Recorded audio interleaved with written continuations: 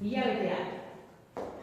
Urtarrila, otsaila, martxoa, apirila, maiatza, ekaina, uztaila, abendua, iraila, urria, azaroa, abendua.